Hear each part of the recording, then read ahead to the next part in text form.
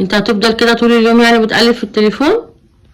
هو ده اللي احنا بنعمله النهارده؟ يا بنتي ما انت نايمه يعني يوم اجازه وانت بتقلب كده في التليفون، ما لفتش نظرك اي حاجه؟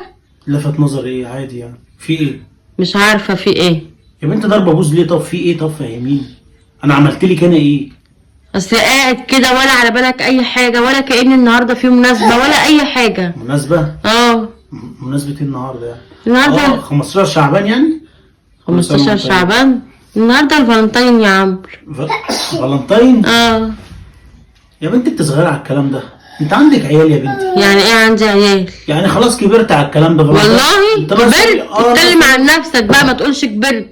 اتكلم انت بقى عن نفسك. وده اللي ما هنش مزعلك؟ عليك تجيب لي شوكولاته، تجيب لي ورده، عماله اتفرج على الفيديوهات اللي جايبين بوكيه ورد ومليان شوكولاتات، واللي خارجين واللي محتفلين، انما انا قاعده ناقص تقولي قاعد انت عمال تقلب في التليفون وخلاص. ناقص تقولي هات لي بقى ايه؟ هات لي دبدوب احمر. وايه المشكله لما تجيب لي دبدوب احمر انت يعني؟ كبرت على الكلام ده. لا ما كبرتش، ما تقوليش كبرتي.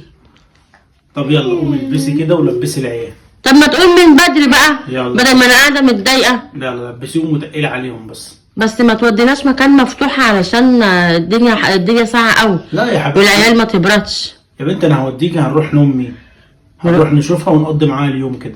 نقضي معاها اليوم؟ يا بنتي هروح لها عشان هي عايزه تشوف العيال. ايوه يعني هنودي لها العيال بقى وننزل احنا حتى نبقى براحتنا يا عمرو، العيال بتتعبني قوي. ننزل نروح فين يا حبيبتي؟ لا احنا نخرج احنا. لا هنسهر معاها نقضي معاها اليوم، واعملي حسابهم برضو في غيار كده عشان ممكن نبات.